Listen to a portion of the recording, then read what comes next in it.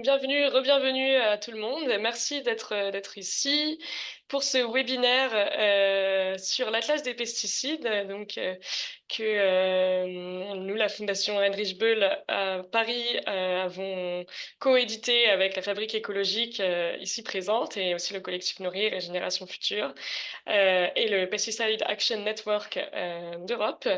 Voilà, cet atlas a connu déjà un grand succès. Il a été publié en français il y a à peu près un an. Et là, à l'occasion de la semaine pour les alternatives aux pesticides 2024, on a souhaité organiser ce webinaire avec du coup trois intervenants, trois auteurs et autrices de l'atlas qui vont revenir sur des aspects un peu spécifiques des pesticides en France et en Europe. Donc merci à tous d'être là. Concernant la durée et les modalités pratiques du webinaire, c'est un webinaire qui va durer donc, jusqu'à 14h30. Si vous avez des questions, n'hésitez pas à les poser dans le chat et on y répondra à la fin à partir de 14h10, 15. Voilà, vous pourrez aussi éventuellement prendre directement la parole à ce moment-là.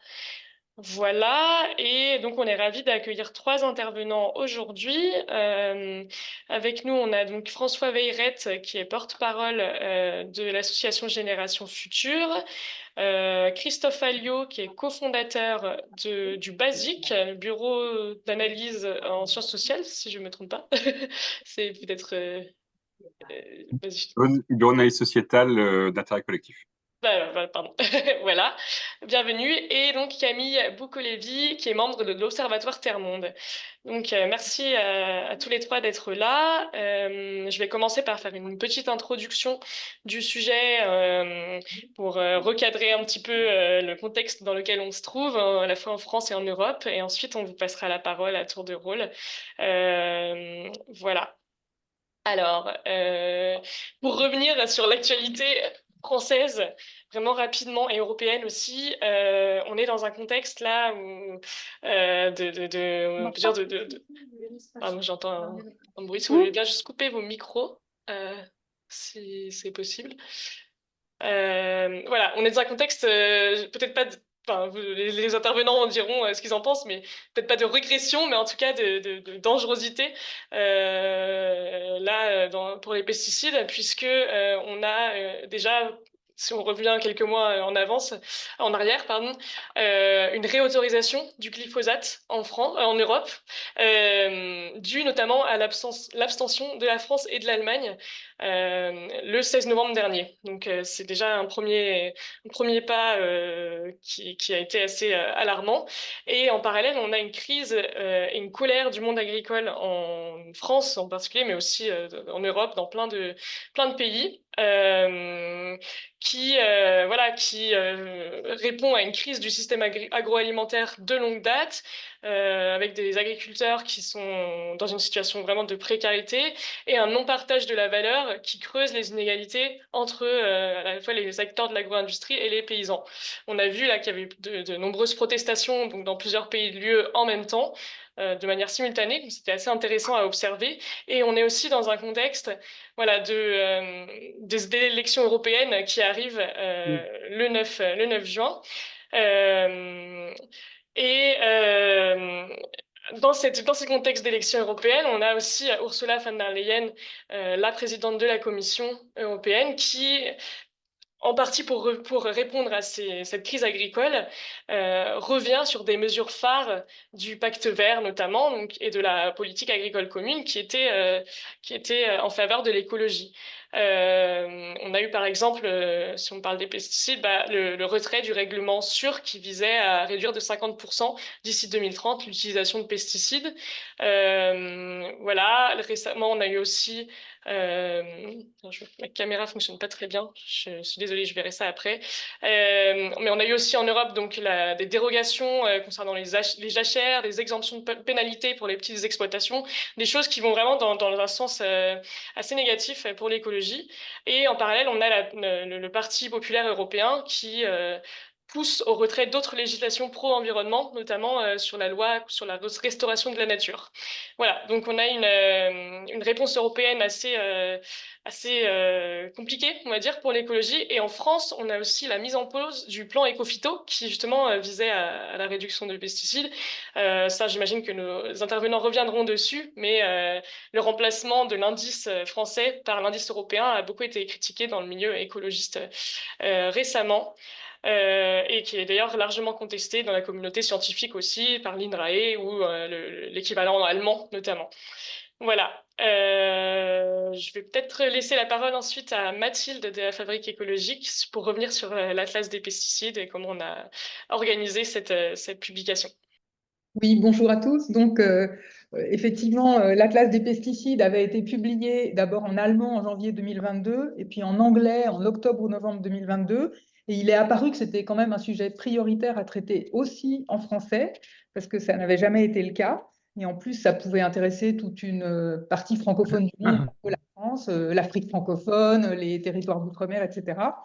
Et donc, on a fait cet atlas. Donc, c'est essentiellement l'atlas anglais traduit, sauf 2 articles qu'on n'a pas gardés pour faire un peu de place. Et on a adjoint à ça 6 articles plus spécifiquement portés sur la France. Donc, il y en a 4 dont on va parler là au cours de ce webinaire, donc je ne vais pas en parler. Et je vais juste parler des 2 dont on ne va pas parler dans le webinaire. Donc, il y a un article qui a été fait en collaboration avec Solagro, qui a animé un séminaire lors de cette semaine pour les alternatives aux pesticides. Et donc, Solagro a un peu présenté la carte Adonis qu'ils ont mis au point pour donner un état des lieux des pesticides réellement utilisés commune par commune.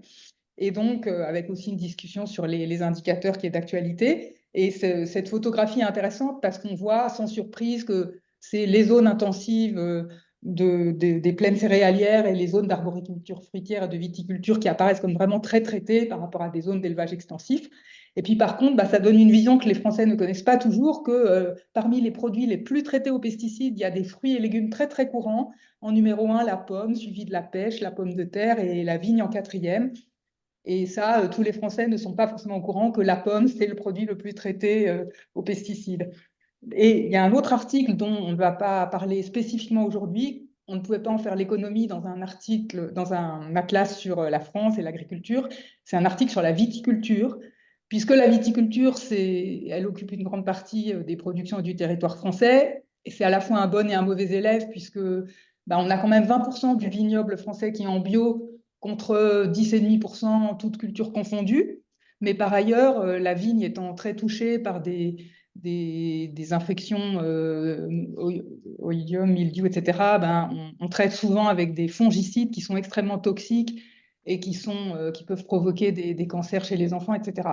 Mais il y a des possibilités de s'en passer progressivement, mais ce n'est pas évident. Voilà. Donc, je voulais juste citer ces 2 articles puisqu'ils ne vont pas être débattus aujourd'hui. Et puis, je vais redonner la parole à Sarah pour nous donner quelques chiffres essentiels dans le domaine de l'agriculture, des pesticides. Pardon. Ouais, merci beaucoup Mathilde. Donc voilà, pour clore cette introduction et passer la parole aux intervenants, je voulais juste rappeler trois données, 3 chiffres clés sur l'importance des pesticides dans l'UE, dans l'Union européenne. D'abord, savoir que l'UE représente presque 25% du marché mondial des pesticides et environ 20% de ses ventes se passent en France. Donc c'est conséquent. Deuxièmement, que l'UE est la première région au monde qui exporte vers des pays tiers, qui exporte des pesticides vers des pays tiers. Et en 2018 notamment, elle en a exporté 81 000 tonnes contenant des substances interdites d'utilisation en Europe. Voilà, et enfin un troisième chiffre pour donner un peu l'ampleur du sujet. C'est que tout simplement, voilà, des pesticides ayant été interdits par l'Union européenne, notamment pour leur toxicité, va continuer d'être utilisés en fait dans les cultures européennes. C'est des pesticides qui sont illégaux, qui sont de contrefaçon, et ils représentaient 14% en 2019 du marché des pesticides dans l'Union européenne. Voilà.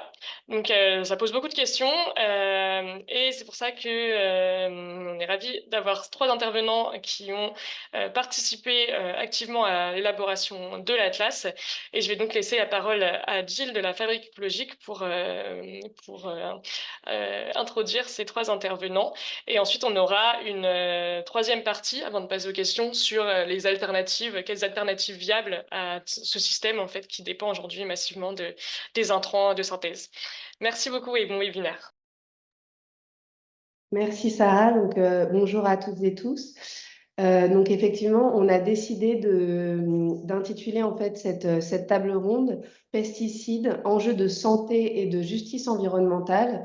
Alors notamment parce que la thématique cette année de la semaine pour les alternatives aux pesticides, c'est la santé, mais aussi parce que on trouve que l'entrée en fait justice environnementale est souvent l'entrée qui est souvent délaissée sur la question des pesticides.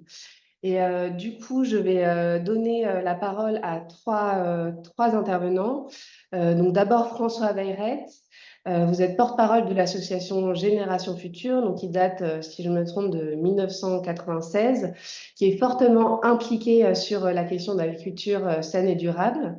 Donc vous êtes partenaire de l'Atlas des pesticides et vous êtes aussi l'association qui coordonne la semaine pour les alternatives aux pesticides, dans laquelle s'insère ce webinaire. Et du coup, l'idée de votre présentation, c'était évidemment de faire le point, notamment sur l'actualité avec le fameux plan Ecophyto, dont on parle beaucoup, sur la question des indicateurs aussi, le NODU, le HRI1, etc., dont on a beaucoup parlé.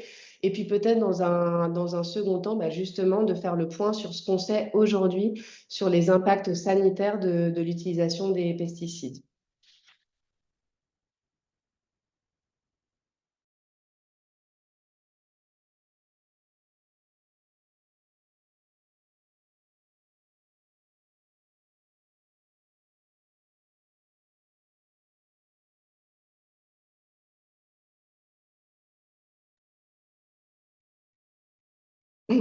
Alors, on voit les slides, mais par contre, on vous entend. Oui, c'est bon. Voilà, j'avais perdu la barre avec le micro.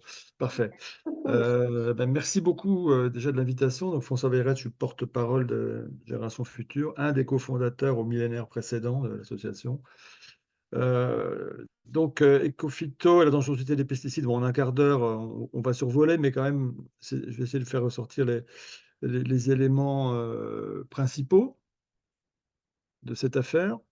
Alors, déjà, je propose de voyager un peu dans le temps en arrière pour voir ce qu'il y avait avant Ecophyto, pour voir d'où on vient. Donc, avant Ecophyto, il y avait le souci déjà dans le monde associatif d'aller vers une politique de réduction de l'usage des pesticides, ce qui n'existait pas ni au niveau européen ni au niveau national au début des années 2000. Et avec les collègues du réseau Pesticide Action Network Europe, on avait écrit une proposition justement de directive pour une réduction de l'usage des pesticides. Donc l'acronyme c'était PURE, Pesticide Use Reduction in Europe, avec laquelle donc on a pu faire du lobbying auprès des instances européennes pendant un certain nombre d'années, bon, sans succès immédiat, mais pour faire avancer les idées. L'idée, donc, on devait aller vers une politique de réduction de l'usage des pesticides. Alors, en France, quand même, quelques années après, en 2005, on a eu un moment qui, pour moi, est quand même un moment extrêmement important. C'était la réalisation et la présentation d'une expertise scientifique collective produite par l'INRA et le CEMAIGREF en décembre 2005, donc qui a constitué une sorte de rupture, puisqu'elle a conclu sur la nécessité de réduire l'usage des pesticides pour justement maîtriser et réduire les contaminations de l'environnement. Donc c'était dans une enceinte pareil, avec un institut de recherche comme l'INRA, une première, d'avoir une position comme ça, publique et officielle, appelant à la réduction de l'usage des pesticides. Donc, en sachant que le contexte politique n'était pas celui-là, n'avait pas intégré ça rapidement, puisque en 2006, à partir de 2006, on a eu un plan interministériel donc de réduction des risques des pesticides, et non pas de réduction de l'usage des pesticides. Il s'agissait de réduire les risques. Et là, il y avait quelques substances dont il était prévu la réduction de l'usage, les substances les plus toxiques, mais globalement, il n'y avait pas encore donc, de d'objectifs de réduction globale de la dépendance de l'agriculture aux pesticides. Donc on mesure l'écart entre le constat fait par l'expertise collective de 2005 et la donne politique française telle qu'elle était en place en 2006-2007.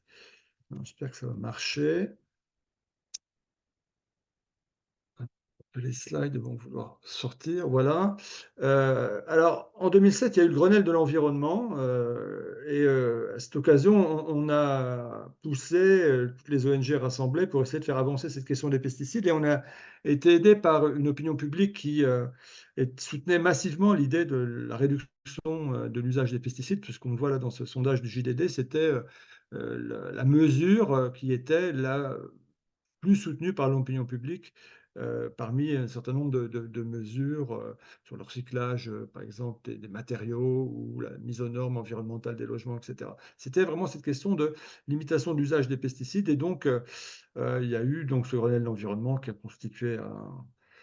qui a consisté à un certain nombre d'ateliers, puis de tables rondes au cours desquelles des mesures ont été arrêtées autour de la table. Et parmi celles-ci, donc, la décision d'élaborer un plan pour la réduction de 50% de l'usage des pesticides s'est ajouté lors de la séance de négociation l'ajout d'un si possible en fonction des alternatives disponibles, etc. Parce que poussé par la FNSEA qui n'avait pas bien entendu, d'après eux, ce que Jean-Louis Borloo avait annoncé autour de la table, ils ont voulu donc mettre en place un certain nombre de compléments de phrases pour limiter la portée de l'objectif, donc un objectif non contraignant, mais un objectif chiffré, ce qui est extrêmement important, ce qui était une première. Et à cet objectif de réduction de l'usage des pesticides global s'ajoutait l'objectif de retrait du marché des substances les plus importantes, les plus préoccupantes, pardon, avec donc le retrait des 30 premières dès 2008. Alors ces histoires de retrait de substances en général, c'est assez cosmétique parce que il y a des substances qui sont sur la voie de la sortie, de toute façon, donc c'est assez facile de prévoir qu'elles vont sortir, puisqu'elles ne correspondent plus aux normes, mais c'était aussi un complément d'objectif qui était vraiment important. Donc, parallèlement à ça, il y a un indicateur qui a été discuté. Alors, les discussions autour de l'indicateur du plan Ecophyto, ça a été assez homérique. Moi, j'ai travaillé que là-dessus, donc en 2008, quand il a fallu construire le plan, après la décision politique. Et c'était un champ de bataille extrêmement important, parce qu'un indicateur, ce n'est pas neutre. En gros, l'industrie, la FNSEA, soutenait l'indicateur quantité de substances actives, c'est-à-dire le tonnage des pesticides, des matières actives. Mais là, c'est un indicateur qui peut introduire un biais parce que globalement, on sait qu'on a tendance à avoir des produits de plus en plus efficaces à des doses faibles. Ça a été évoqué tout à l'heure pour les fongicides. On peut mettre des fongicides à quelques dizaines de grammes à l'hectare. Maintenant, les fongicides de synthèse, alors que par exemple des fongicides utilisés en bio, minéraux, eux, sont utilisés à parfois plusieurs kilos à l'hectare. Donc là, il y avait un biais qui a été corrigé par la création d'un indicateur qui s'appelle le NODU, qui est donc pour nombre de doses unités, qui divise les quantités, pour faire simple, parce que c'est un petit peu complexe, mais qui divise les quantités de substances par la dose standard d'application à l'hectare, ce qui fait que voilà, ça corrige ce biais lié au dosage à l'hectare. Et c'est un indicateur donc, qui mesure vraiment la dépendance à l'usage de l'agriculture à l'usage des pesticides, parce qu'en fait, on compte le nombre de doses, donc moins vous traitez, plus le NODU baisse, et plus vous traitez fréquemment, plus le NODU augmente. On évoquait la pomme tout à l'heure. La pomme, c'est à peu près 36 traitements par an, donc ça pèse lourd dans le NODU. Le NODU, lui, il est calculé au niveau national. Au niveau local, on parle plutôt d'indicateur de fréquence de traitement. Donc il y a eu plusieurs plans successifs. Le premier donc, ayant été lancé en 2008-2009, donc Ecophyto 2018, c'est-à-dire plus de 10 ans. Un deuxième en 2015, après que l'échec du premier ait été noté, puis donc un 2+ en 2018.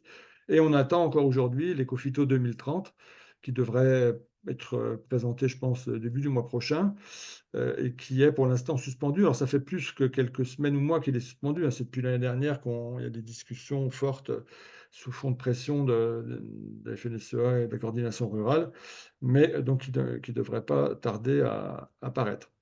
Alors, ce plan, il est financé principalement par la redevance sur les pollutions diffuses, c'est-à-dire une taxe affectée sur les pesticides, complétée de crédits d'État et d'autres financements, avec deux actions principales. Alors, il y en a plein d'autres, mais on n'a pas le temps aussi de détailler tout. la création d'un réseau de fermes de démonstration, en fait, qui s'appelle le réseau DEFI, qui permettait d'acquérir donc des références et aussi dans un second temps, donc de disséminer, de diffuser ces connaissances dans la profession agricole. Ce que nous on trouvait une bonne idée, mais bon, encore une fois, il y a eu beaucoup de limites dans le nombre de fermes, dans leur rôle, dans leur performance, parfois qui ont fait que ça n'a pas vraiment fonctionné. Et puis, une deuxième action importante aussi, c'est un réseau de surveillance biologique du territoire, ce qui permet d'avoir une meilleure vision des invasions de ravageurs ou de pathologies, afin de pouvoir mieux anticiper les actions. Bon, vraiment, à très grosse ligne, évidemment, c'est plus complexe que ça.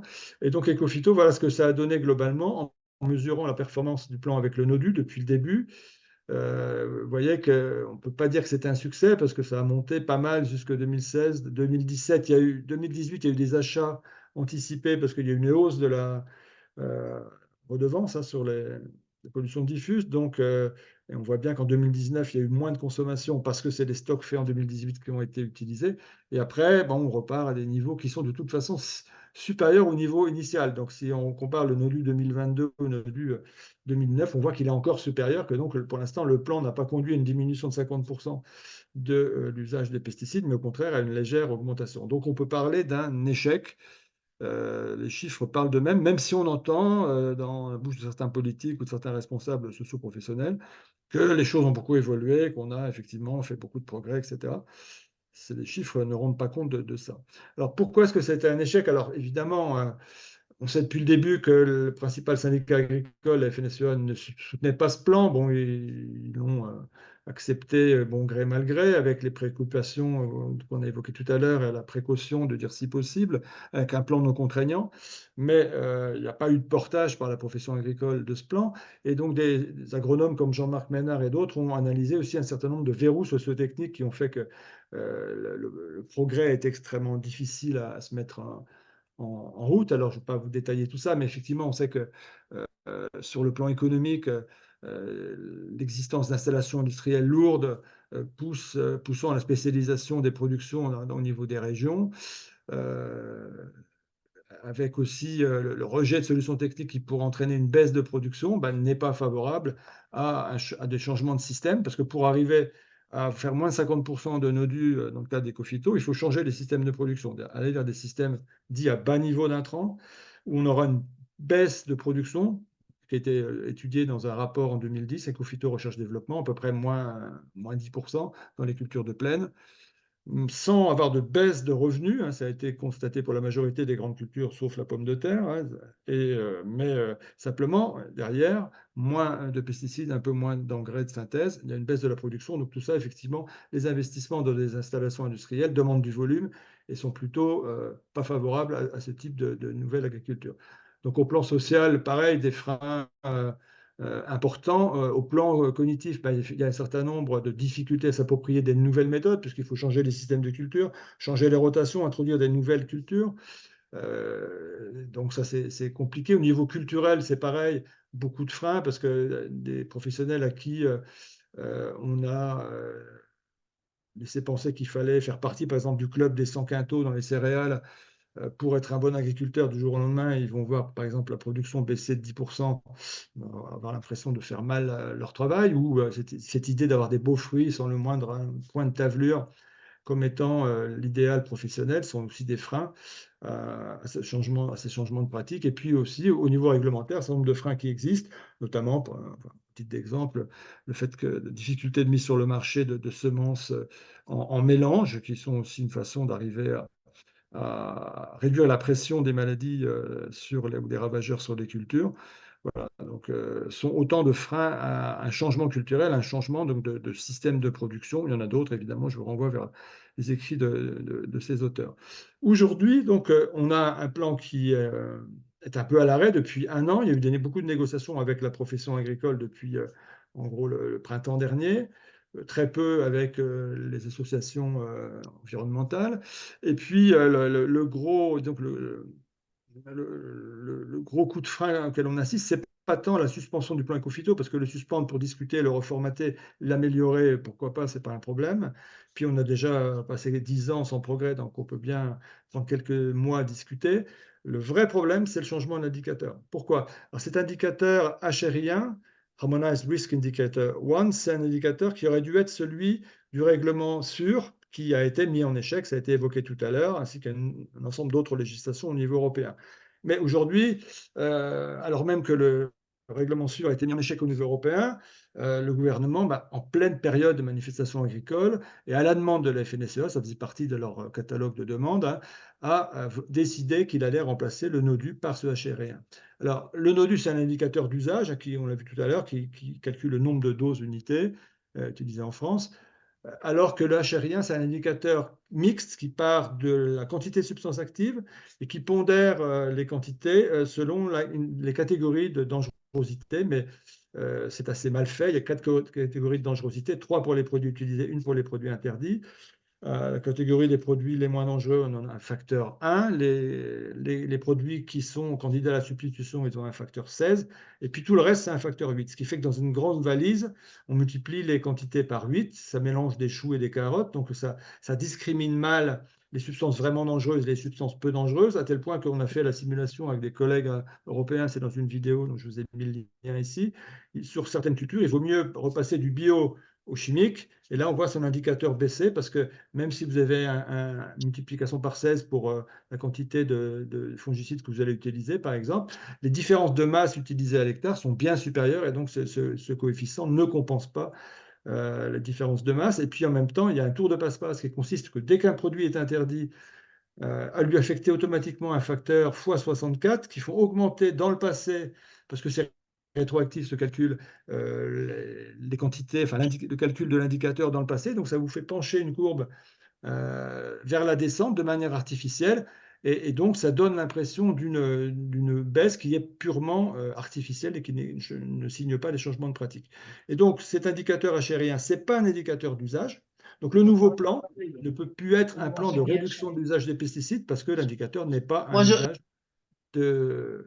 indicateur d'usage. Donc, vous voyez ce que ça donne, l'existant. Quand on calcule avec l'indicateur européen en haut depuis 2011, on a une baisse de 32% de l'indicateur. Vous voyez que l'objectif, c'est la petite croix verte qui est ici, et on est tout près de l'objectif. Donc, on n'a qu'à attendre que quelques produits soient interdits au niveau européen. On sera à l'objectif et tout le monde dira, formidable, on a fait la révolution agricole en Europe. Il n'en sera rien parce que vous voyez, pendant le même temps, le NODU a augmenté de 3%.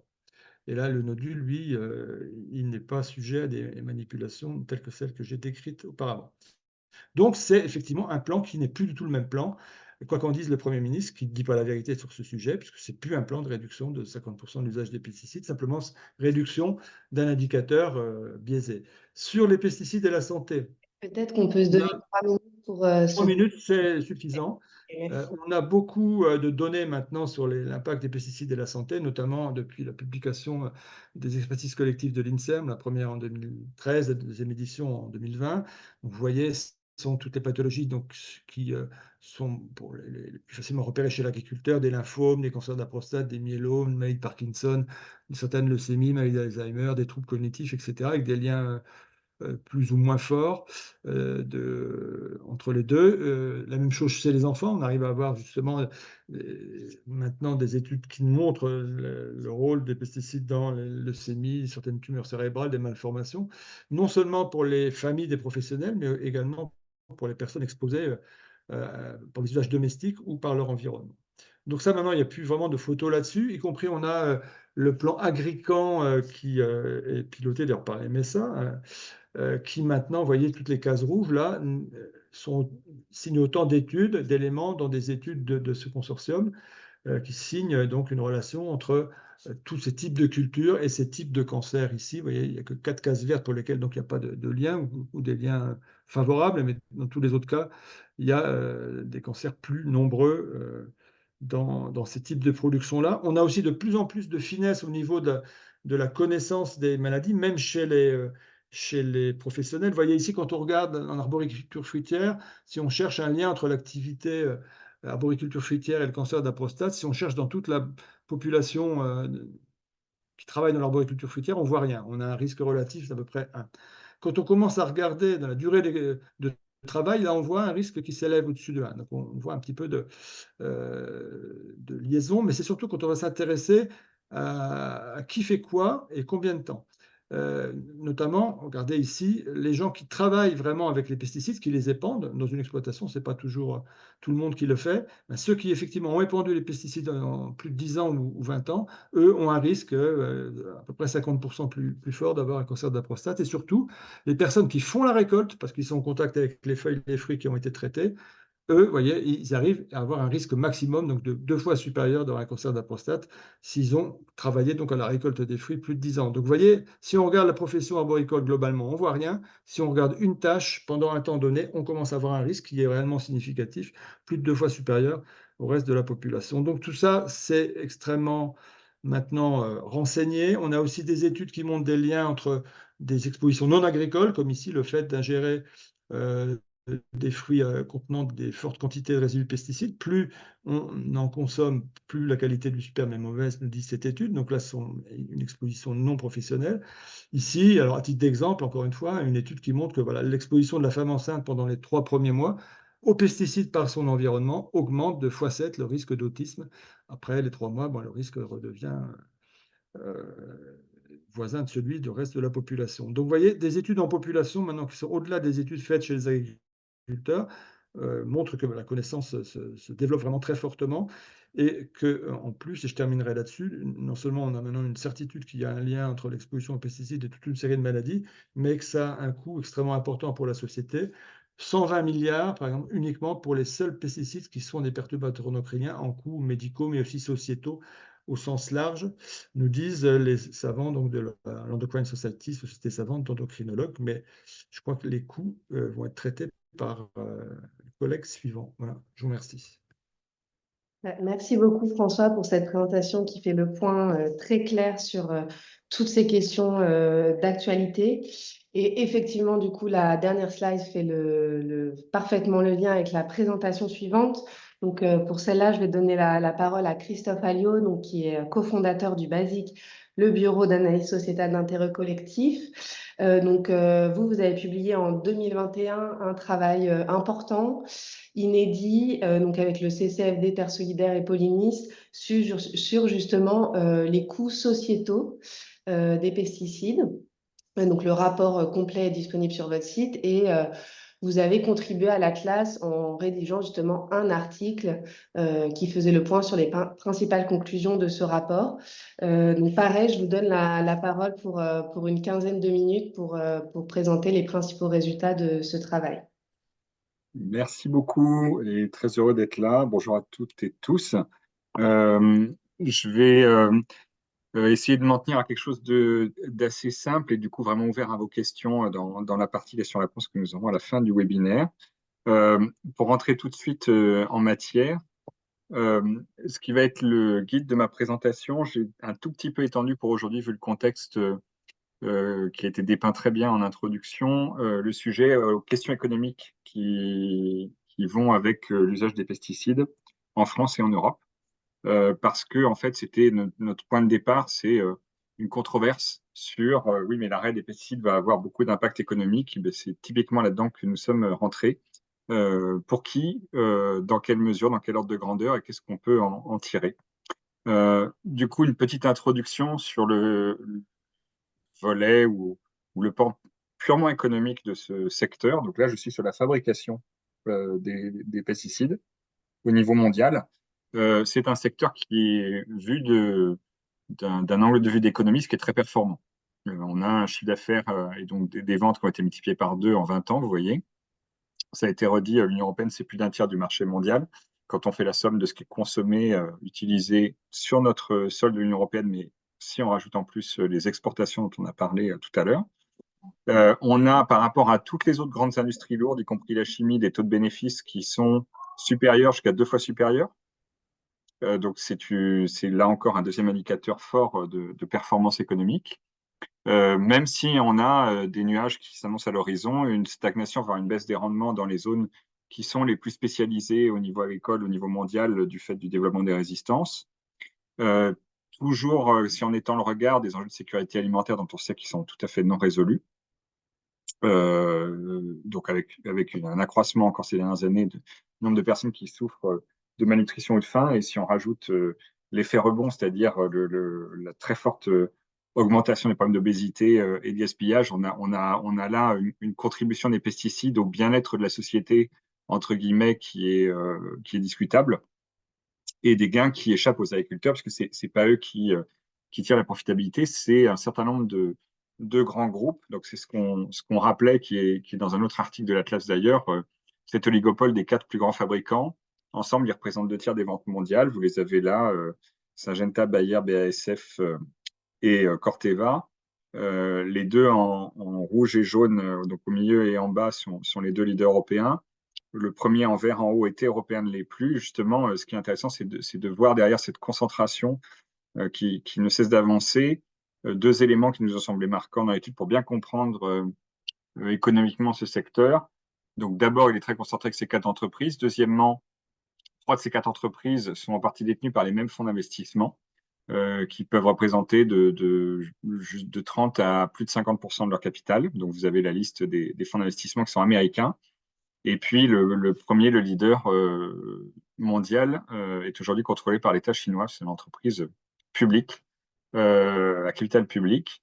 Donc en fait, on a déjà une première question sur économiquement, en fait, ce qui était vu comme un fleuron d'une partie de l'industrie européenne est aujourd'hui un fleuron dont les centres de décision sont en train d'échapper en grande partie à l'Europe, voire plus qu'en grande partie, donc qui questionnent notre capacité de souveraineté alimentaire. Bien évidemment, je vais revenir à ce que disait François avant, qui est le cœur aussi de l'étude, c'est quand on regarde l'autre partie de la pièce. Là, j'étais sur un discours purement économiste, mais l'enjeu, c'est de regarder quels sont les effets sur la société, les effets sociaux, environnementaux. Donc, on a juste refait un petit travail que vous retrouvez dans notre article dans l'Atlas sur les chaînes de conséquences. Donc, ce que vous avez au milieu de l'écran, c'est la chaîne depuis la fabrication jusqu'à l'usage et aux déchets des pesticides. Et puis, vous avez donc les petites flèches vont montrer en fait les différentes chaînes de conséquences qui vont finir par retomber in fine, d'un côté en vert foncé, l'ensemble des problématiques environnementales. Donc, on va retrouver le dérèglement climatique, l'épuisement de ressources non renouvelables pour la fabrication de ces pesticides de synthèse. Bien sûr, les 3 grandes pollutions, eau, air, sol, qui vont s'enchaîner de par, vous le voyez, hein, leurs usages essentiellement, mais aussi potentiellement en plus petite partie via les déchets, mais ceux-là sont plutôt traités chez nous, c'est plutôt ailleurs qu'en Europe qu'on va avoir cette petite flèche-là, mais du coup, une grosse partie d'effets combinés qui viennent se nourrir les uns les autres. Et puis, vous voyez tout à droite, quelque part, les conséquences finales les plus délétères. Alors, tout en bas, si on reste sur la partie environnementale, les atteintes à la biodiversité, et puis toute la partie orange, c'est ce qu'a dit très bien François avant, c'est l'ensemble des conséquences sanitaires qui vont toucher à la fois les travailleurs agricoles, les riverains et les consommateurs qui vont ingérer les produits, avec un certain nombre du coup de liens qui sont avérés, dont on a parlé juste avant. Du coup, on a prolongé ce travail, mais de manière différente de ce qui a été dit par la présentation précédente.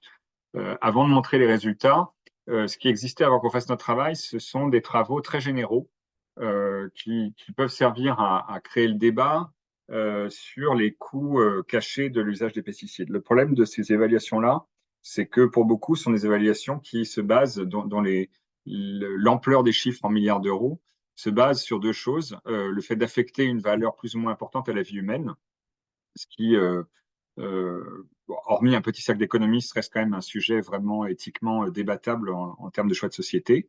Et deuxièmement, un peu la même chose sur le prix de la subsistance d'une espèce végétale ou animale. Et en fait, ce qui va faire gonfler les milliards d'euros, c'est le fait qu'on va mettre plus ou moins de prix ou d'argent quelque part sur la tête et des êtres humains et des autres espèces animales ou végétales. Du coup, nous, on a pris un parti pris qui est très différent, qui n'est pas de rentrer dans cette question-là, mais de rentrer dans une autre question qui est de se mettre à notre place quelque part de contribuable et de se dire, mais qu'est-ce qu'on fait de notre argent public et qu'est-ce que ça nous dit sur la filière? Donc, c'est là que vous avez le chiffrage que vous voyez là.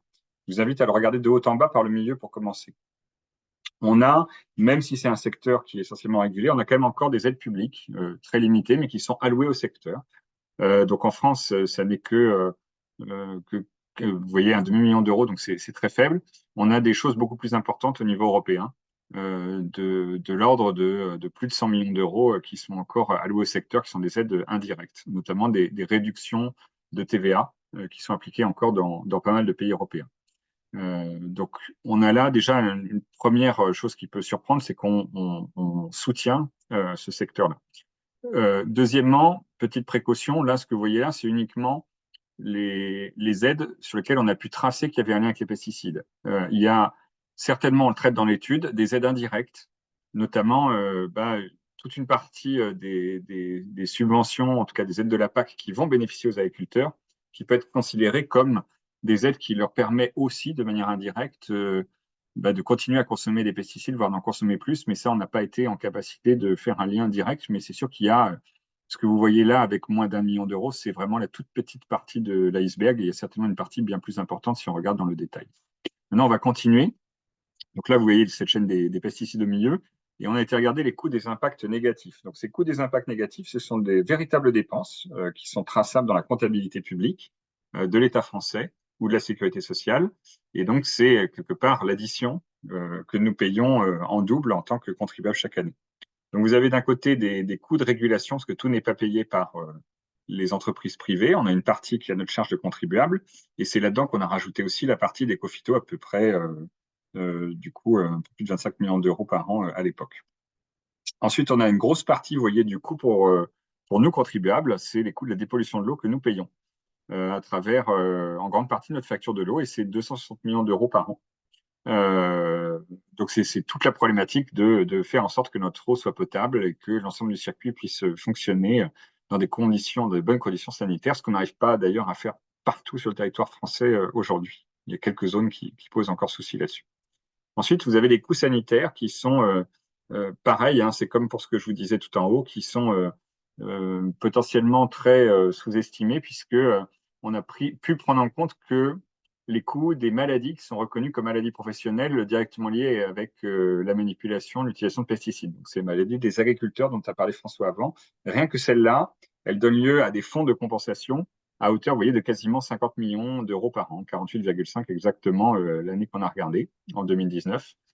Et donc ça ne prend pas en compte potentiellement les maladies des riverains, des enfants ou les maladies des consommateurs, puisque aujourd'hui, il n'y a pas de lien côté législation qui a été fait de telle sorte qu'on déclenche en fait des fonds de compensation comme pour les agriculteurs. Donc on a une partie un peu obscurcie encore aujourd'hui qui fait que nos 48 millions sont vraiment une très forte sous-estimation de la réalité, mais déjà une première base.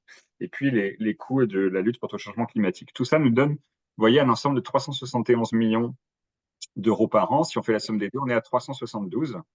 Et pourquoi c'est déjà un résultat en soi qui est intéressant?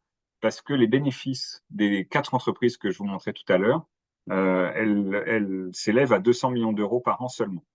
Donc, nous mettons plus d'argent public que elles dégagent de bénéfices et de profits pour leurs actionnaires, ce qui pose la question de dans quelle mesure notre argent public continue à nourrir en fait l'ensemble du fonctionnement.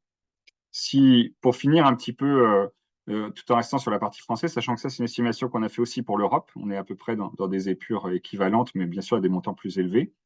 Restons en France pour finir sur 2-3 éléments en conclusion.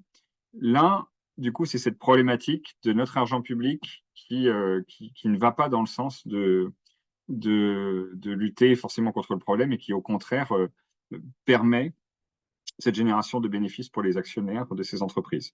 On a été regardé dans une étude qu'on avait menée en parallèle qui utilise le plus de pesticides, et cette fois, on avait pris un angle toujours économique en regardant les dépenses de pesticides qui donne quand même quelque chose, on pourra en reparler s'il y a des questions là-dessus, qui nous semble un indicateur pour lequel on démontre que c'est aussi un indicateur pertinent de mesure de ce qui se passe. Et je vous invite à regarder ce qu'il y a à droite.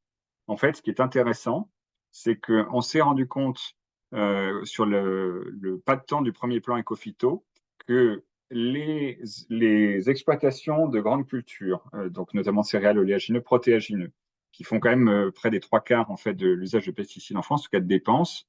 En fait, il n'y en a que 10% de ces exploitations de grandes cultures qui avaient vu leur augmentation de dépenses de pesticides augmenter.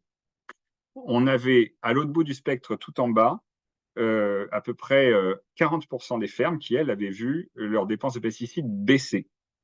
et qui étaient surtout des exploitations qui, elles, étaient déjà très économes. Donc, en fait, en bas, ce sont des exploitations qui baissent et qui sont très économes en pesticides. En haut, c'est celles qui sont à 2 fois l'utilisation moyenne qu'on a en France et qui continuent d'augmenter. Et puis, on a un entre-deux qui font à peu près 60% des fermes de grande culture et qui sont celles qui aujourd'hui sont malmenées et dont on entend parler dans le cadre de la crise. Et du coup, ça nous amène aujourd'hui à une réflexion sur le fait qu'on a un plan global et qui ne regarde pas forcément cet état des lieux qui est qu'une partie importante, voire potentiellement très majoritaire en fait du problème, n'est pas liée à l'ensemble des fermes françaises, mais à un petit nombre et qui a un modèle qui est beaucoup plus productif que les autres et qui s'oriente vers la lecture de firmes. Pour en reparler si vous avez des questions. Donc ça, c'est pour bien comprendre ce qu'on avait essayé de décrypter sur la problématique d'usage en France. Problématique des financements publics, j'en ai parlé tout à l'heure un petit peu déjà en tant que contribuable, mais se rendre compte que sur l'ensemble de l'argent qu'on met sur la table, de l'ordre de 23 milliards d'euros pour l'agriculture chaque année, il n'y a que 11% qui ont une intention de réduction des pesticides et il n'y en a que 1% de cet argent public. Donc, vous voyez, 0,22 par rapport aux 23 milliards, qui a des effets avérés sur le fait que ça aide en effet à faire réduire la consommation. Donc, en fait, on a véritablement aujourd'hui une politique publique qui nous semble discutable, surtout que on a en plus de ces aides publiques en fait des allègements de charges qui bénéficient eux par contre aux exploitations les plus consommatrices de pesticides et c'est celles qui augmentent de consommation en plus aujourd'hui. Donc on a un vrai questionnement sur les financements publics. Et puis pour finir, pour bien comprendre l'enjeu aujourd'hui de cette industrie, je reboucle avec mon point de départ, ces grands acteurs mondiaux dont une partie est implantée très fortement en Europe de fabrication de pesticides. On a deux choses. Ils nous amènent aujourd'hui un discours sur le numérique, mais pour lequel, qui est certes pour eux un relais de croissance de leurs bénéfices et de leur chiffre d'affaires, mais pour lequel on n'a pas aujourd'hui de choses avérées sur le fait que ça permet véritablement une réduction notable de consommation et d'usage de pesticides.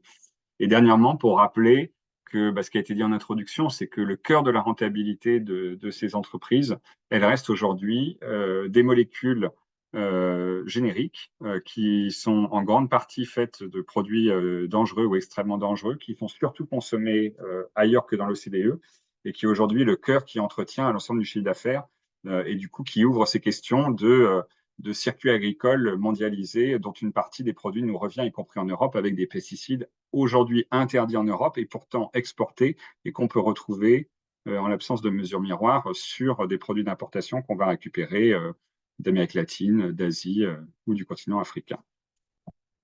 Et ouvert à vos questions tout à l'heure. Merci beaucoup.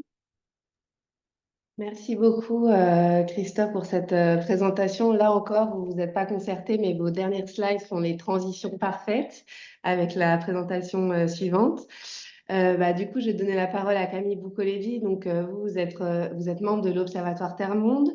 Cet observatoire, si je reprends vos mots, il vise à mettre en lumière les enjeux écologiques des territoires dits d'outre-mer et de leurs proches régions. Et donc, parmi vos thématiques de recherche, vous travaillez sur les différents enjeux de l'écologie et vous avez notamment travaillé sur la question des pesticides.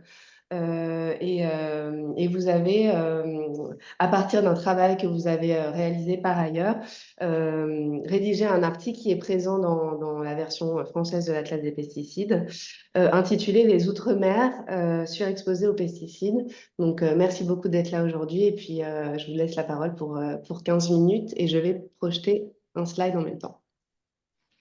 Bonjour à tous et à toutes. Merci beaucoup pour l'introduction. Alors, c'est vrai que moi, j'ai pas eu le temps de faire un diapo, mais vous aurez déjà les infographies qui sont effectivement dans notre article. Comme vous l'avez dit, c'est vrai que donc l'Observatoire Terre-Monde est une association qui vise à visibiliser les enjeux écologiques depuis les Outre-mer, notamment avec une équipe de chercheurs et d'associations et de personnes militantes sur ces sujets-là. Et on a notamment effectivement donc rédigé cet article étant donné que concernant la question des pesticides depuis les territoires ultramarins, on peine à avoir souvent des données et des informations spécifiques à ce sujet-là.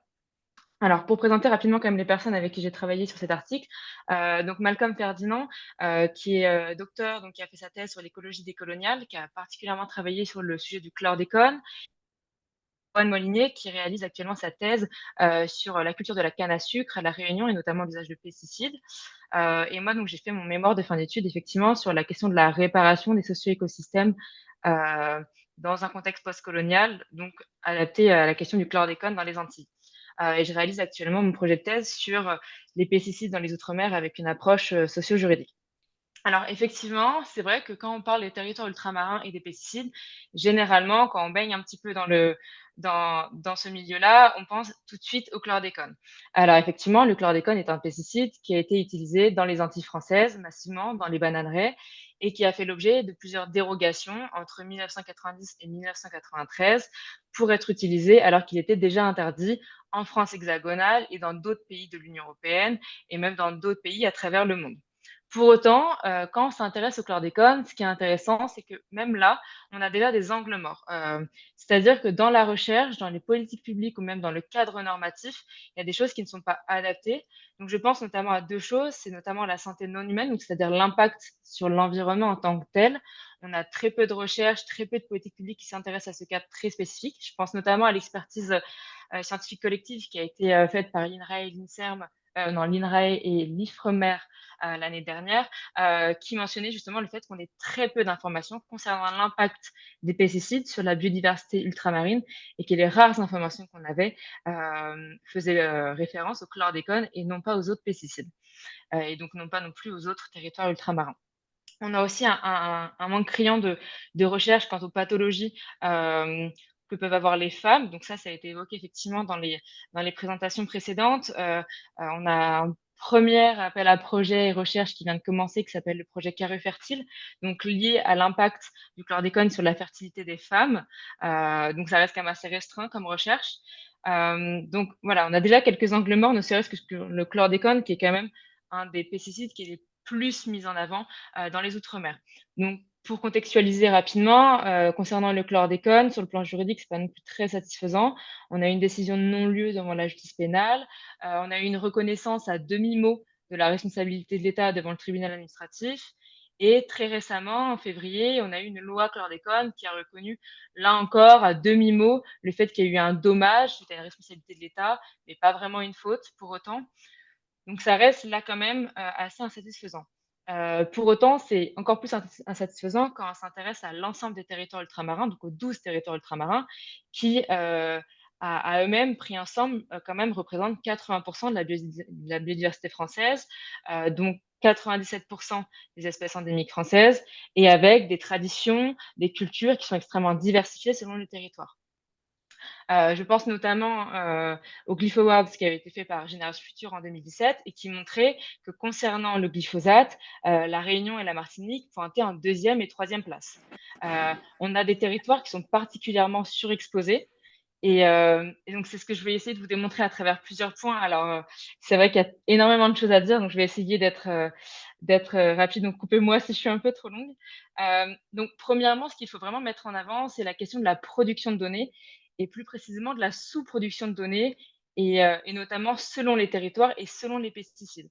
Donc c'est ce que mettaient en avant Erwan et Malcolm dans leur article qu'ils ont écrit dans la revue Écologie politique, qui s'appelle État des lieux et perspectives sur les pesticides dans les Outre-mer.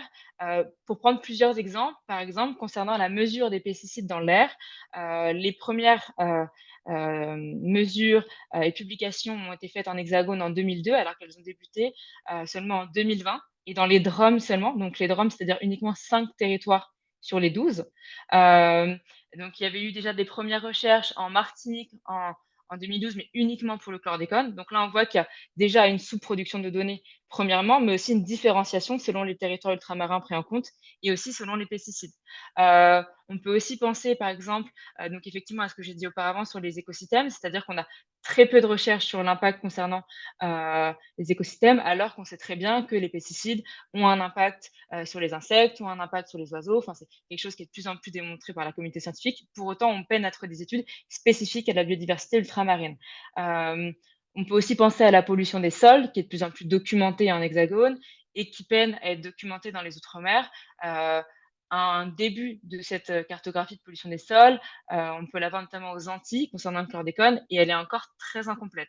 Donc ce constat que je viens de vous faire, il peut s'appliquer aussi à l'eau, aussi à l'impact sanitaire. On a toujours cette logique du fait d'avoir très peu de données Et quand bien même on a des données des fois, elles ne s'appliquent que dans certains territoires et pas dans d'autres, avec vraiment une survalorisation de la Martinique et de la Guadeloupe, et notamment du chlordécone dans la recherche.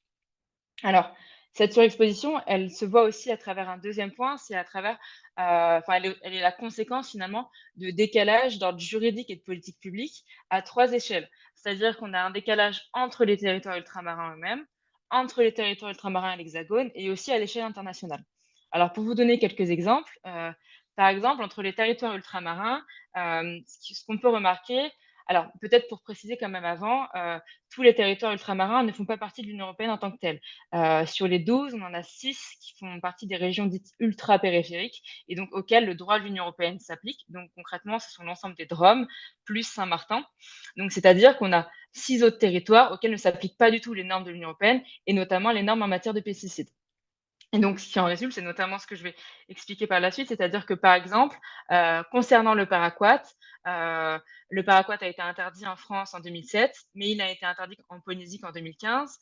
Le malathion, pareil, a été interdit en France en 2007. Il est toujours autorisé aujourd'hui en Polynésie. Concernant toujours la Polynésie, par exemple, donc le Pesticide Action Network a classé comme très dangereuses un certain nombre de substances. La Polynésie en autorise 82, donc 39 qui sont interdits dans l'Union européenne et donc dans les DROM et dans Saint-Martin. En Nouvelle-Calédonie, c'est à peu près la même chose, c'est-à-dire que la Nouvelle-Calédonie autorise aussi un certain nombre de substances qui sont interdites dans l'Union européenne. Donc ça, c'est des exemples de différenciation entre territoires. Ensuite, entre le territoire et l'Hexagone, on a aussi un certain nombre de décalages. Alors forcément, le chlordécone que j'ai évoqué tout à l'heure, qui a fait l'objet de dérogations pour pouvoir être utilisé encore quelques années supplémentaires dans les Outre-mer. Mais on peut aussi mentionner l'asulam, qui est une substance utilisée dans un pesticide pour la canne à sucre, qui a été interdit dans l'Union européenne en 2011 et qui ne l'a été qu'en 2018 dans le territoire ultramarin. On peut aussi évoquer l'épandage aérien qui a été interdit 4 ans plus tard dans les territoires ultramarins suite à son interdiction en 2010. Sur le plan plus politique, je peux aussi mentionner le Fonds d'indemnisation des victimes de pesticides qui ne s'applique qu'à 4 territoires ultramarins, donc Mayotte, Réunion, Martinique et Guadeloupe. Donc voilà, déjà, je vous ai donné un certain nombre d'exemples, mais ça s'applique aussi à l'échelle internationale. C'est en fait, c'est ce qu'on voit sur la carte qu'on avait fait, l'infographie. Alors, on pourrait donner vraiment beaucoup d'exemples, hein, mais aussi à l'échelle internationale, ce qu'on peut remarquer, c'est que des fois, on a des produits ou des substances qui sont interdites dans certains territoires ultramarins, pour autant qui sont toujours autorisés dans des pays frontaliers. Je pense notamment au paraquat en Guyane, donc qui est interdit, mais qui est toujours autorisé au Suriname et au Brésil. Donc, on a un certain nombre de décalages qui font que ces territoires sont d'autant plus surexposés aux pesticides. Alors après, ce qui est intéressant, c'est de s'intéresser au pourquoi de ces décalages. Alors à première vue, moi personnellement, quand j'ai travaillé sur le chlordécone et Malcolm et Erwan, respectivement aussi dans la recherche sur les pesticides dans les Outre-mer, l'argument principal qui est avancé, c'est le climat tropical. Donc c'est de dire, il y a un climat particulièrement tropical, donc il y a un certain nombre d'insectes, donc il y a un certain nombre de ravageurs, et donc il faudrait absolument utiliser les pesticides, et on n'aurait pas d'autre choix. Alors c'est intéressant de mettre en avant d'autres spécificités des territoires ultramarins, dans le sens où généralement, en fait, donc quand on évoque les spécificités des territoires ultramarins, c'est plutôt pour avoir une adaptation de la norme plutôt négative, c'est-à-dire qui ne profite pas aux humains ni aux non-humains, donc comme je vous l'ai montré auparavant avec les dérogations, etc. Et non pas une adaptation qui vise à avoir un droit de l'environnement donc ultramarin adapté au réel écologique et social. Et ce réel écologique et social, il est tout à fait différent de l'Hexagone, dans le sens où on a un contexte déjà socio-économique qui est tout à fait différent. S'alimenter dans les territoires ultramarins sans consommer des produits qui sont pollués aux pesticides, notamment avec la question des sargasses en ce moment aussi en Martinique, qui sont très rapidement un petit peu le remake des algues vertes, mais version territoire ultramarin. C'est extrêmement difficile parce que on consomme majoritairement des produits qui sont importés, étant donné que la majorité ou du moins une grande partie de la surface agricole utile est utilisée pour des cultures dites d'exportation. Et donc, c'est vraiment pas évident de pouvoir consommer dans les territoires ultramarins. Il y a aussi un contexte socio-historique qui est assez particulier, donc un contexte post-colonial qui fait qu'effectivement, on a une grande partie des cultures qui sont utilisées pour l'exportation et non pas pour l'alimentation locale. Et on a aussi effectivement une certaine insularité et exiguïté qui fait que les les riverains sont massivement exposés, quand bien même ils ne travaillent pas dans le milieu agricole, étant donné que les territoires sont très densément peuplés. Donc l'usage de pesticides va avoir un impact d'autant plus fort. Et je pense notamment au Fonds d'indemnisation des victimes de pesticides, qui du coup ne peut pas réparer, enfin ne s'applique pas aux victimes dites environnementales. Et dans les Outre-mer, c'est d'autant plus insatisfaisant qu'une grande partie des personnes qui souffrent de pathologies liées au chlordécone ne peuvent pas être indemnisées par ce fonds. Et là, effectivement, pour faire le lien avec ce qui a été dit avant, on a un coût de l'inaction qui est particulièrement important dans les territoires ultramarins, ne serait-ce que pour le chlordécone, parce qu'on a donc des plans chlordécone qui ont été mis en place depuis 2008 pour essayer de remédier à la question. Et en fait, moi, ce qui est ressorti dans mes recherches personnelles, c'est que quand bien même un certain nombre de politiques publiques sont mises en place, la problématique des pesticides dans les territoires ultramarins ne changera pas et du chlordécone en commun ne changera pas tant qu'on n'aura pas revu le système agricole qui est en place dans les territoires ultramarins. Et ce qui est intéressant notamment dans les entretiens que j'ai pu mener, c'était l'idée que, alors on peut très bien avoir des bananeraies totalement avec que du bio, donc aucun pesticide utilisé. Pour autant, ça ne satisfera pas les personnes, les habitants sur place, si on ne remet pas en question en fait la manière de consommer et de produire dans les territoires ultramarins, mais de manière systémique, étant donné qu'on a très peu de terres qui sont allouées spécifiquement en fait à la consommation locale. Et donc ça nécessite vraiment de prendre du recul et de ne pas individualiser le problème des pesticides et de la consommation dans le territoire ultramarin. Je lisais encore hier, dans la commission d'enquête, parlementaire sur les pesticides, un passage, heu, où, globalement, il était dit que, les habitants des territoires ultramarins avaient de mauvaises habitudes nutritionnelles. C'est aussi ce qui ressort des plans chlordécone. On demande aux personnes de bien s'alimenter. Pour autant, comment s'alimenter quand une grande partie des terres sont polluées, qu'on ne sait même pas exactement lesquelles sont polluées, qu'on a peu d'accès aux informations. Et donc, ça pose vraiment question sur, de manière plus large, comment est-ce qu'on revoit ce système-là.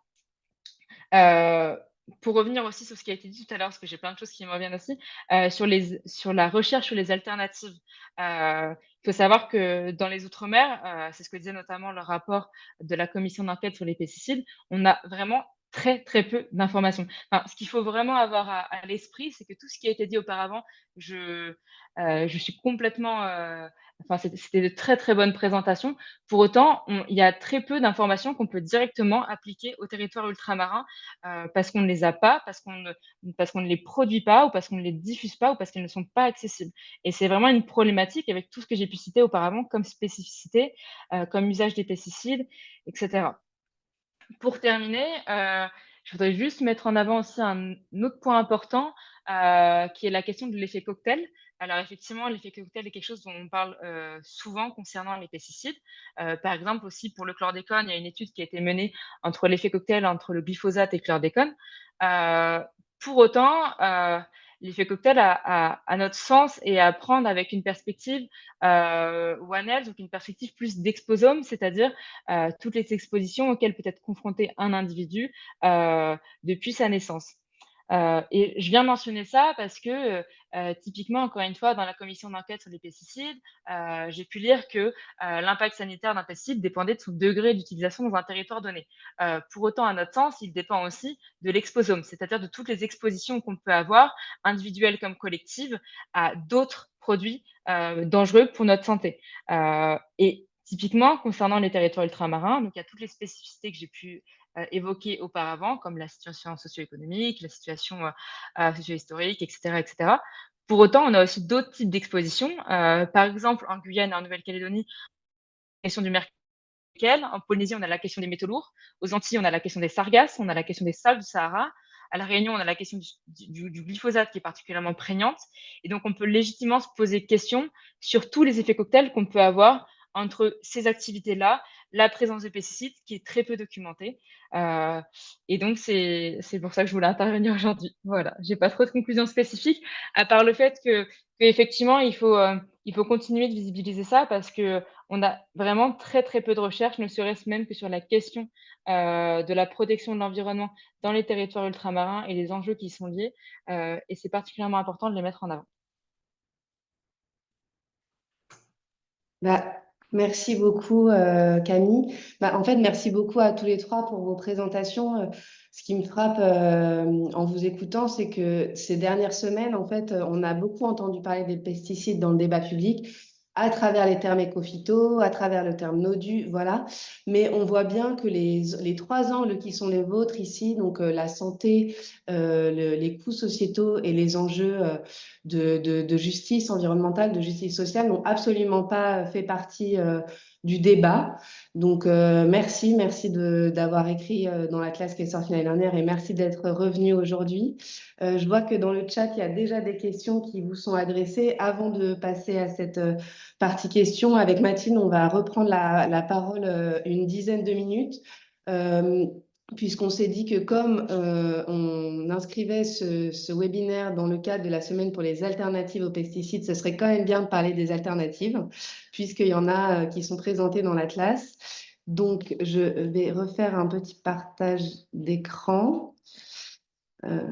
Voilà, je pense que ça doit être bon. Et donc, avant de laisser la parole à Mathilde qui va vous présenter les alternatives qu'on a choisi de mettre en avant dans l'atlas, de mon côté, je vais faire un petit pas de côté pour rappeler en fait la nécessité de parler des alternatives aux pesticides.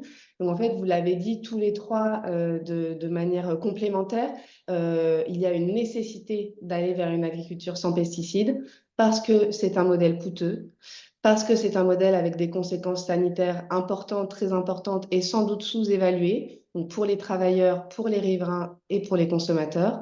Et aussi tout simplement parce que l'utilisation de pesticides, elle est non soutenable, parce qu'elle impacte fortement des écosystèmes, dont les écosystèmes dont dépend l'agriculture, en fait, le bon fonctionnement des sols, les pollinisateurs, etc. Donc ça, c'est la première raison pour laquelle l'utilisation des pesticides est non soutenable. Et l'autre raison, c'est parce qu'on voit apparaître depuis déjà un certain nombre d'années un développement de résistance des pesticides de moins en moins efficaces. Et donc, on parle aujourd'hui dans la littérature de course à l'armement chimique où il faut en permanence essayer de développer des substances de plus en plus fortes. Et donc, en face de cette nécessité, heureusement, il y a la possibilité d'une agriculture sans pesticides. Et ça, il faut sans doute le rappeler une nouvelle fois. Alors, ces dernières années, les travaux scientifiques de prospective se sont accumulés. Donc, on avait déjà il y a quelques années le scénario TIFA, 10 Years for Agroecology, de l'IDRI qui montrait qu'une agriculture sans pesticides était possible. On a eu un peu après le scénario AFTER de Solagro qui disait à peu près la même chose. Et puis l'année dernière, on a eu l'expertise collective portée par l'INRAE qui visait à démontrer la faisabilité d'une agriculture sans pesticides à horizon 2050. Et je vais prendre une minute pour rappeler les principales conclusions de cet exercice-là. Donc, les chercheurs ont travaillé à l'échelle européenne, ont développé 3 scénarios d'agriculture sans pesticides et leurs trajectoires respectives. Donc, je ne vais pas du tout rentrer dans le détail, hein, mais c'est 3 mondes complètement différents avec des degrés de technologie très différents, des degrés de mondialisation aussi très différents. Mais en tout cas, il existe sur le papier au moins 3 manières de faire de l'agriculture sans pesticides à horizon 2050. Et ce travail a notamment permis de démontrer qu'au moins 2 scénarios sur 3, sans rentrer dans le détail, permettaient de garantir une production suffisante pour permettre la souveraineté alimentaire de l'Union européenne. Et donc ça bat en brèche en fait un argument qui est souvent brandé pour justifier l'utilisation de pesticides. Par contre, ce que ces travaux de recherche montrent, c'est que, et ça, vous l'avez toutes et tous dit à différentes reprises, c'est que pour cela, il ne faut pas seulement travailler sur les pratiques agricoles à l'échelle des parcelles, mais bien revoir l'ensemble du système alimentaire, du commerce international et des accords commerciaux, aux régimes alimentaires qui doivent être nécessairement moins carnés, composés par exemple de plus de légumineuses, en passant par une refonte des filières et des industries agroalimentaires et même de la distribution. Et sachant qu'un point important aussi, c'est que ces exercices de prospective ont montré qu'une agriculture sans pesticides à horizon 2050, en plus d'être possible, elle permettait d'autres bénéfices qui sont tout aussi importants dans une approche qui prend en compte toutes les problématiques écologiques en même temps.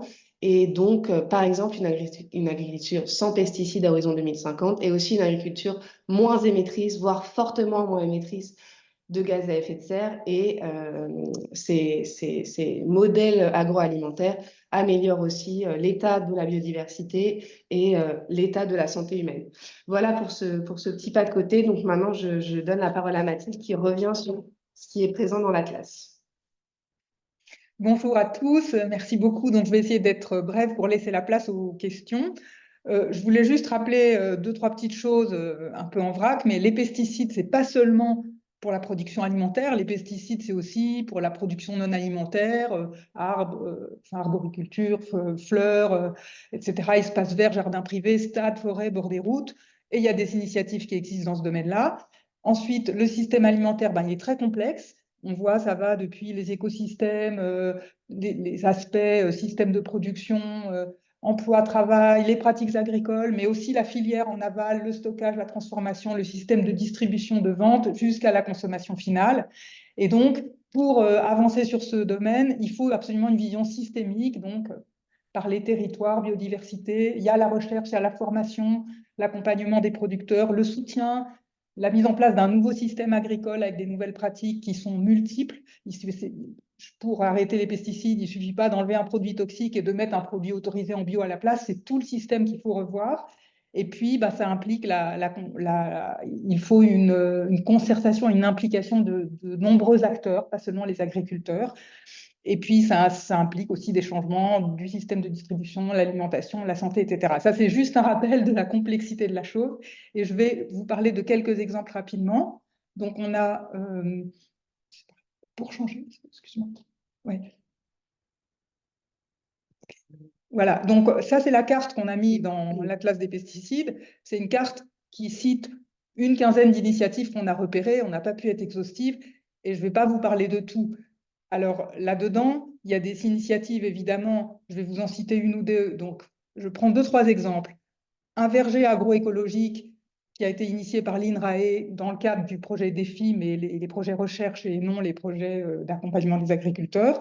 C'est un projet assez original, je vous le montre parce que c'est visuel, c'est un verger circulaire dans la Drôme qui fait un peu moins de 2 hectares. Et il y a des haies circulaires qui font barrière aux ravageurs avec différents types de haies. Et puis, à l'intérieur de ça, les espèces sont disposées en cercle.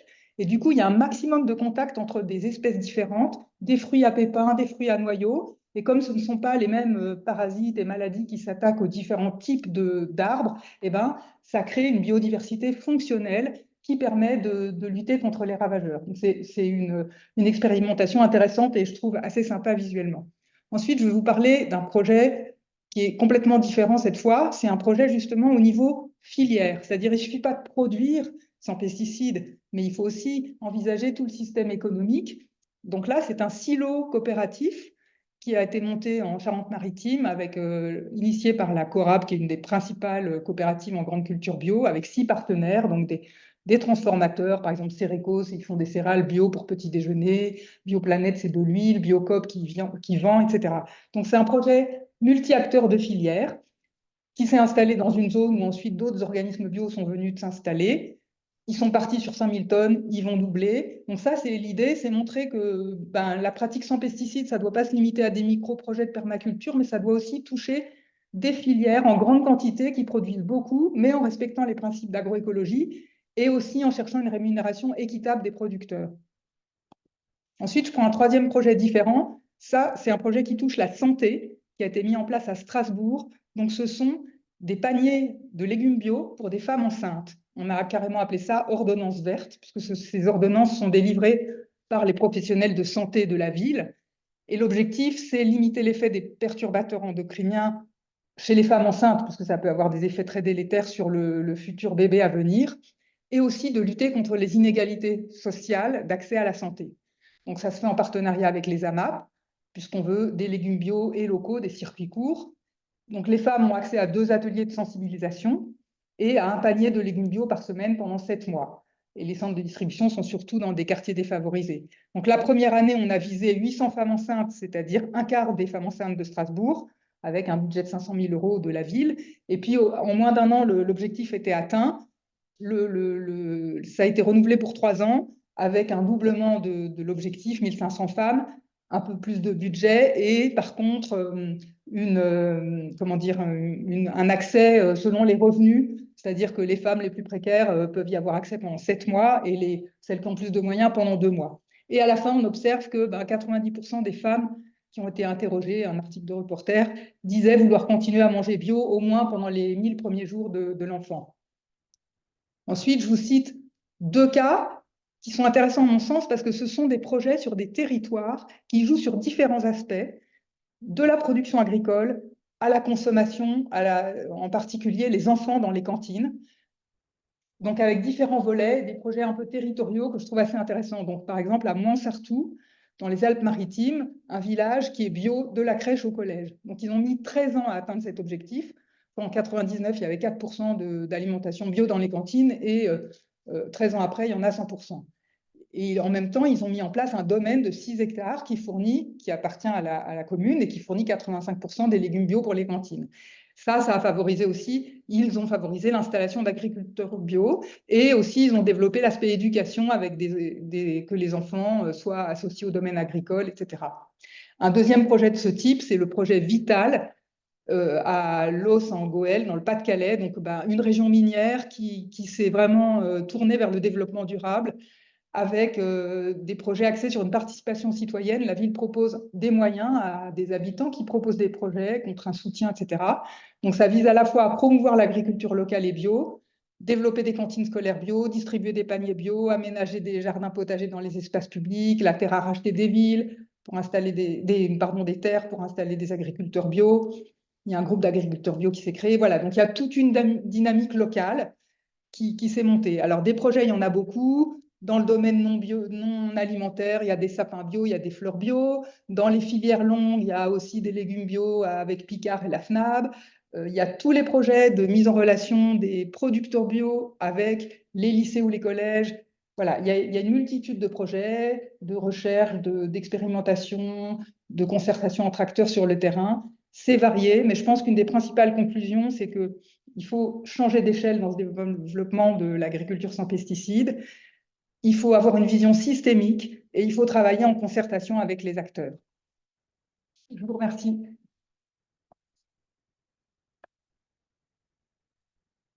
Merci beaucoup. Alors, on a un petit peu dépassé comme toujours. Alors, on va passer à la phase de questions. Donc, j'ai vu que dans le chat, il y a déjà des questions qui ont déjà reçu des réponses. Donc, est-ce qu'il y a d'autres questions? Voilà, vous pouvez aussi lever la main, poser la question dans le chat. Ou sinon, s'il n'y en a pas d'autres, on peut éventuellement revenir sur les questions qui ont été posées pour que les réponses soient éventuellement plus claires. Alors, je vois une nouvelle question. Donc, pour vous, sur quel axe doit se focaliser la sensibilisation / la prévention en termes de santé-environnement sur le sujet des risques d'exposition aux pesticides? Alors, est-ce que quelqu'un a envie de répondre à cette question?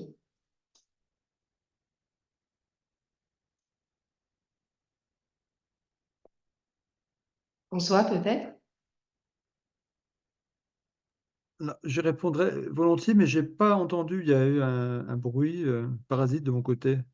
La question, c'est sur quel axe doit se focaliser la sensibilisation, la prévention en termes de santé-environnement?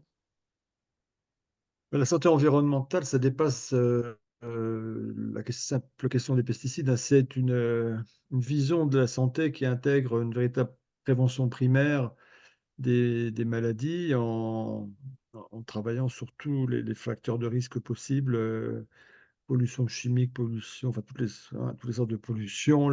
Le travail de nuit, par exemple, est favorable au développement des cancers. Donc ça veut dire que sur l'ensemble des conditions de vie, on doit pouvoir agir pour favoriser l'état de santé. Donc, évidemment, sur la question des pesticides y est liée. Après, donner une priorité, c'est pas si simple. La vraie difficulté qu'on a aujourd'hui, c'est d'arriver à commencer à bouger dans le bon sens, en fait. Ce que j'essaie de montrer tout à l'heure. Pour l'instant, ça ne marche pas. On n'a pas eu de mouvement vers une diminution de la dépendance de notre système agricole aux pesticides. En fait, c'est ça le problème. Il y a eu quelques petites variations, mais rien de sérieux. Alors même on sait que, par exemple, on peut se diminuer par 2 l'usage des pesticides en grande culture sans aucun problème. Ça a été prouvé par un rapport de l'INRA publié en 2010, c'est que la pomme de terre mise à part, hein, sans aller jusqu'au bio, pour les gens qui font au bio, c'est très bien, mais sans aller jusqu'au bio, on augmente la marge brute, hein. Donc c'est quand même quelque chose d'intéressant, puisque vous perdez un peu en rendement, mais vous augmentez la marge brute. Je vous mets un truc dans le chat. Parce que c'est quand même ça qui compte, hein, c'est que les agriculteurs puissent en vivre. Donc ça a été publié noir sur blanc dans un rapport qui a été justement demandé après la mise en place d'Ecophyto, parce que quand il commençait à y avoir des premiers freins, la question était de dire, voilà, mais est-ce qu'on a décidé, est-ce que c'est possible, machin, qu'est-ce qui va se passer, la production, le revenu. Donc et les grandes cultures, c'est 70-75% d'utilisation des pesticides en France. Donc voilà, on peut aller vers des systèmes qui divisent par 2 et que ce soit viable pour les agriculteurs. 10% en moyenne de baisse de rendement à peu près, c'est pas la famine derrière. On sait très bien qu'on exporte énormément de céréales, par exemple, et qu'on en utilise énormément pour la production animale. Donc il suffit de baisser un petit peu la consommation de viande, et ça, c'était très bien démontré par d'autres, notamment par l'IDRI. Et donc, on a des marges de manœuvre. Maintenant, la priorité, c'est d'arriver, enfin, à débloquer le système. Parce que les gens, je pense, sont convaincus. Si on faisait les sondages aujourd'hui, on aurait des chiffres voisins de ceux qu'on a eu au sondage réalisé en 2007 que j'ai présenté tout à l'heure. Globalement, l'opinion publique est consciente qu'il y a un souci avec les pesticides. Maintenant, la vraie question, c'est comment on fait pour embrayer un changement dans l'agriculture. On a bien vu qu'aujourd'hui, politiquement, on n'y arrivait pas, puisque on a même régressé dans les dernières semaines. Je disais en plaisantant, parce que même si la situation n'était pas drôle, qu'on avait perdu en 15 jours ce qu'on avait gagné en 15 ans, ce qui n'est pas complètement faux. Il y a un problème d'adhésion, enfin de capacité du politique à pouvoir résister à des pressions. Après, il y a des situations politiques où les gouvernements sont plus fragiles que dans d'autres, donc évidemment. Mais même avant, il y avait une difficulté à taper du poing sur la table pour pouvoir dire voilà le système alimentaire qu'on voudrait en France, voilà celui qu'on voudrait en Europe, parce qu'on a évoqué très rapidement le fait d'avoir perdu le projet de règlement européen sur l'utilisation durable des pesticides, ce qui aurait été un progrès fantastique. L'indicateur mis à part, hein, qui était très mauvais, mais le fait d'avoir un objectif chiffré de réduction de l'usage des pesticides et du risque, ça aurait été un progrès conceptuel et politique important. Et ce n'est pas pour rien qu'il y a eu un déchaînement de forces conservatrices contre ce projet, comme il y en a eu contre Ecophyto et contre l'indicateur NODU. C'est parce qu'il y a, il y a une partie des acteurs économiques qui n'ont pas intérêt à ce que les choses changent, évidemment, puisqu'il y a des gens qui bénéficient du système actuel, qui verraient sans doute d'un mauvais œil le fait, par exemple, que les volumes produits diminuent, tout simplement, parce que c'est synonyme peut-être de baisse d'activité, enfin, en style, et puis moins de pesticides, c'est moins d'argent pour les gens qui les vendent, etc. Donc il y a des gens qui ont à perdre forcément dans un changement de système. Apparemment, pour l'instant, ils sont plus écoutés que nous, malheureusement. Donc moi, je fais partie de ceux qui pensent que la question est d'abord politique. Bien sûr, l'éducation, il faut le faire, et l'information, mais la question est d'abord politique, et aujourd'hui, on s'est fait enfoncer politiquement et dans les médias, dans l'opinion publique, par, je dirais, nos adversaires qui ont fait croire, après la guerre en Ukraine, qu'on était au bord de la famine, et que voilà, la question de l'autonomie alimentaire de l'Europe, c'était un truc central, et qu'on était voilà, stratégique, qui devait emporter tout le reste.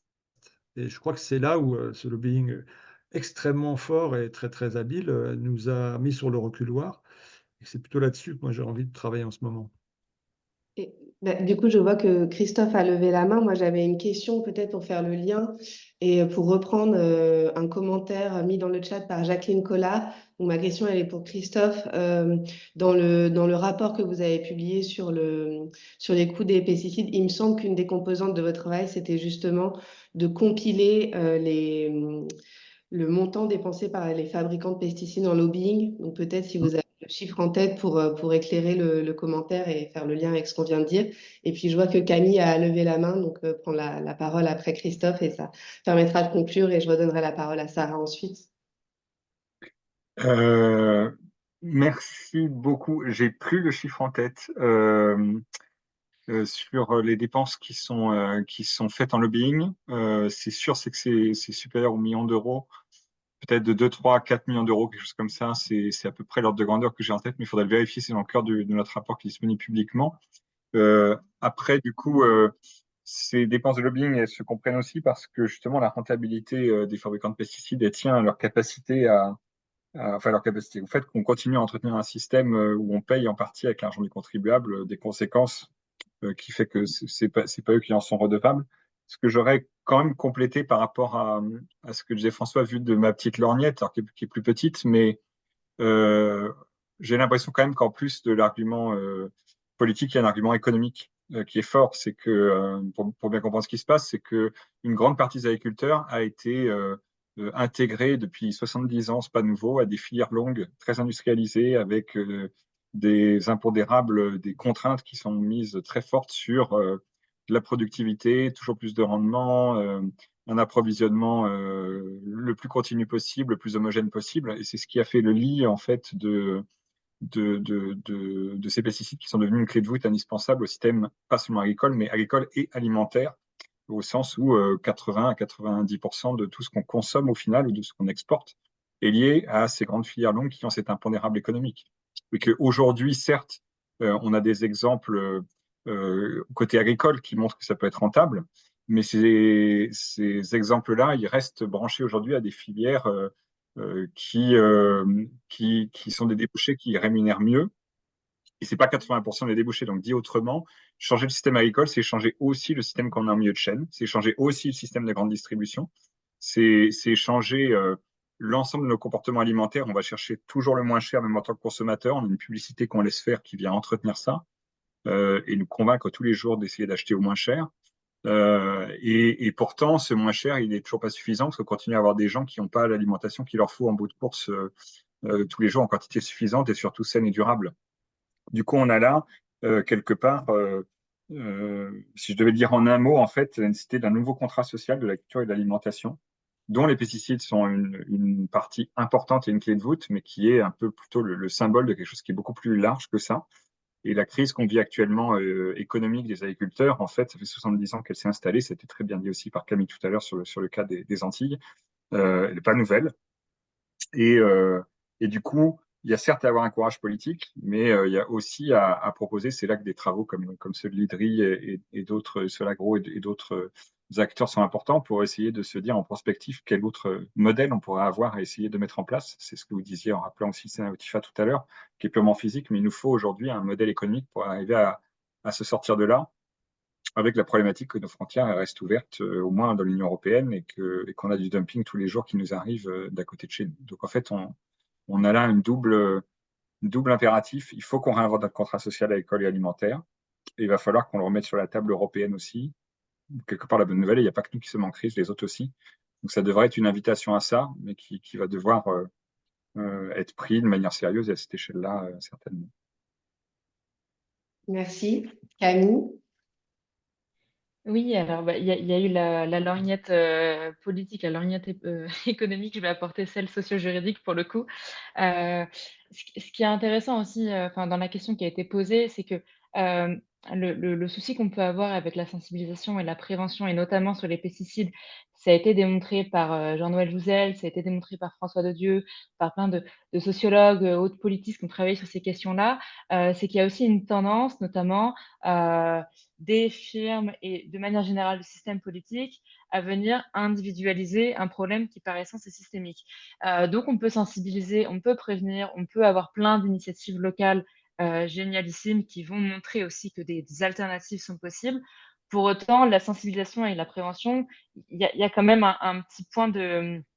Enfin, Moi, je rejoins totalement François et j'ai oublié votre nom, excusez-moi, de François et Christophe. Euh, c'est ce que vous avez dit sur le fait qu'effectivement, le problème est totalement au niveau systémique et donc il faut vraiment faire attention. Il y a beaucoup de travaux sur la sociologie du problème public et concrètement aujourd'hui sur les pesticides, notamment en France, mais aussi ailleurs, il y a une tendance à construire le problème public en fait en le dépolitisant et en le dénuant de toute perspective collective et systémique. Et donc, c'est juste mon seul point de vigilance sur lequel je voudrais faire vraiment attention parce que aujourd'hui, le problème public sur les pesticides se construit vraiment en dépolitisant le sujet de une et aussi en le technicisant et donc en faisant que les principales personnes concernées et exposées, que ce soit les agriculteurs, les riverains et autres personnes qui consomment des pesticides de manière directe ou indirecte, vont ne plus du tout se sentir concernés et vont vouloir totalement aller vers des solutions totalement individuelles, alors qu'en fait, ce sont les premiers concernés et légitimes à aller s'investir sur ces sujets-là. Donc voilà. Merci beaucoup. Merci. Peut-être pour conclure, je redonne la parole à Sarah. Ouais, bah merci Gilles. Et voilà, ma petite conclusion très rapide, mais merci beaucoup à tous nos intervenants et intervenantes pour vos contributions vraiment extrêmement enrichissantes. Je crois que ça s'est ressenti pas mal dans les commentaires aussi, vraiment très très intéressant. Et puis du coup des interventions qui se complétaient très bien. Voilà, merci aussi au public donc, pour toutes vos questions et pour ceux qui sont encore là d'être restés jusqu'au bout. On vous a remis dans le chat le lien vers l'Atlas des pesticides, donc n'hésitez pas à aller le voir et vous pouvez aussi trouver normalement un sommaire avec directement les articles qui peuvent vous intéresser plus. Voilà, et bien merci donc encore à tout le monde et puis n'hésitez pas à nous suivre pour de prochains webinaires sur ces sujets agricoles et puis sur plein d'autres sujets écologistes et de démocratie. Merci beaucoup, bonne journée à tous et à toutes. Merci. Au revoir et merci Au beaucoup. revoir, merci. Bonne journée. Au revoir. Merci. Bonne journée.